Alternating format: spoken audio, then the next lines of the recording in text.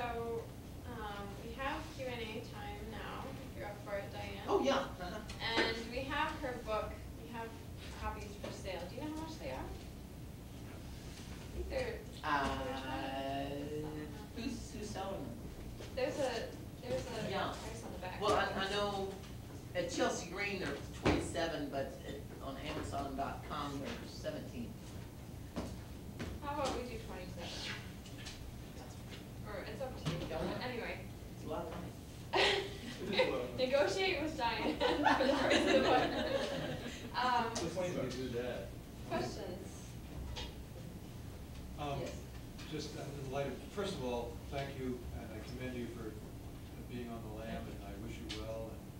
And parenthetically, tell a very quick story about the famous Abbie Hoffman, a leader in the movements of the 1960s and early 1970s, who was one of the Chicago Chicago 8, and who was from here in Worcester, and he was on the run for a while too, hiding out in New York, upstate New York, but he would go back to a favorite restaurant of his in Worcester, and it was the kind of restaurant that had celebrity photos signed by the celebrities who had visited the restaurant up on the walls.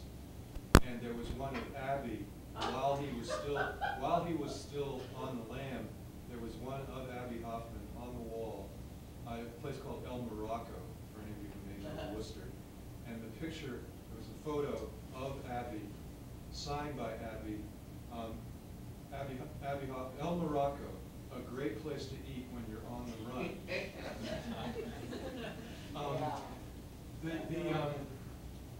At the very, when you said that you're interested in tracking down Warren Anderson, That's true. That's true. Well, when you did I get the name right? I'm mixing it up with the corporation. I think, but there is a film that I saw that shows Greenpeace activists actually going to the door of his home. Well, see, I've been to Southampton after Greenpeace went there about, I think maybe 2 weeks later. I went there and just stood out there, and I had a big sign, and it said, "Warren, shouldn't you be in India?" And I remember these people would, because it's a real swanky place, and these people would come by and they'd say, "Who's Warren?" I said, "That's your neighbor. That's your neighbor there." And they're like, "I didn't know Warren." And real discussions about who Warren Anderson was and the whole thing about Union Carbide, and a lot of people remembered about it, and they're like, well, I didn't know that. And then some people, like 60 Minutes executive director lived there, and I mean that man got pissed off at us. Who was that? He, what was his name? He's still there. What is his name? Hewitt. But that's him, Hewitt? Don Hewitt. He got real pissed off, and he said, first of all, I think he called us some kind of god-awful name like cruddy baggage or environmental crud or something or other like that. And he said, we had no idea what we're talking about. They went to India, 60 Minutes went to India, checked the evidence, and they decided he was not guilty. And so, and he said, personally, I wouldn't go over there either. And that was Don Hood, sure did. Yes.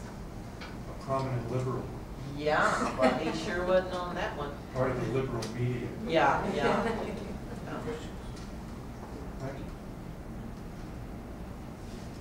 I have a question. This is general in nature. Did anybody find out how much the Congress party in India got paid for doing this settlement in the name of the victims? No, Congress party and Rajiv Gandhi, how much? Right, that was under Rajiv Gandhi, but it was at the time that there was a big effort to liberalize and open up the country to U.S. corporations. So the idea of some U.S. company being forced to pay billions of dollars and being hauled in for criminal charges, they were worried about its effect on business. And so clearly that's where they settled for so much less.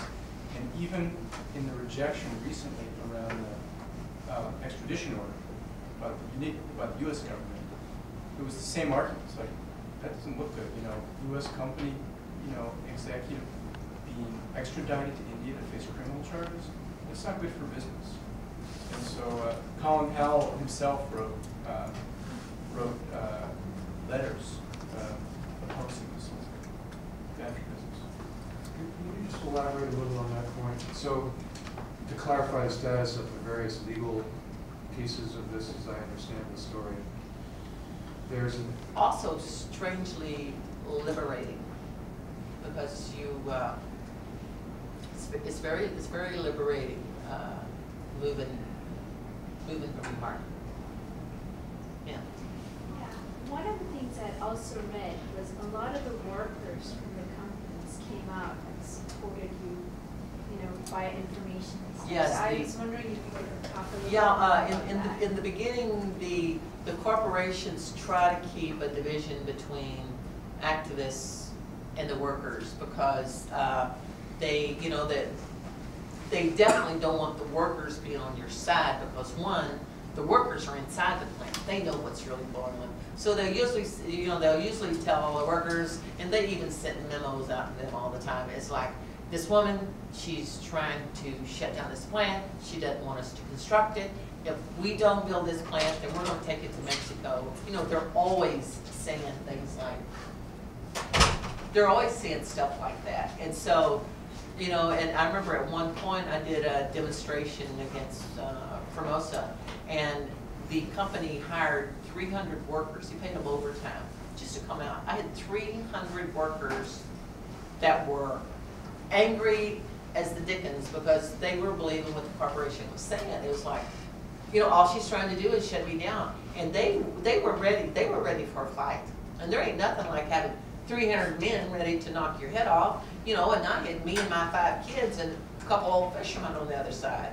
It was, but the thing of it is, I stayed at it long enough that when the workers started getting sick or where they were injured, and they don't trust the corporation, they don't trust what they call OSHA, occupational health and safety. They don't trust them at all, because they believe anything they give them will make its way back to the chemical plant. So after a while, I was the last of the 3 evils, and so they would start coming to me about what their rights were, because they didn't know what their basic worker rights were. They didn't know about workers' comp. They knew nothing. They didn't know when the plant was in violation. They didn't, and so they started giving me information, and I, you know, and that's how I got involved with the unions, because I was trying to find out what the workers' rights were, and they became my best allies. And matter of fact, if there was a reason why I could really get to the heart of those plants, it's because those workers gave me the direct route right to it. Yes, ma'am. Since you sunk your boat, how do you realize it now? Well, I didn't quite sink it because the Coast Guard confiscated it. But the thing of it was, is that, but the engine was gone. And I couldn't afford an engine because I had given it away. So you got a boat without an engine, and then pretty soon I couldn't afford the harbor space. And when you can't afford the harbor space, you got to do. And so I took the boat, and in Seadrift there's a reef, and it's a graveyard of boats. And I put the boat on the reef, and it died on the reef. And I started fishing on a skiff, and I started trot lining. You know, it's a small skiff. It was like 18 foot. And I went after black drum is what I fished for. And every time I went past that reef, I'd see that CD just get one more board going, you know. And it was sad, because a boat is, you know, there's a reason why they give it names, because they're, you know, I was really attached to that boat. But I just I do some fishing, and I do was always a good net person, so I'm good with the net.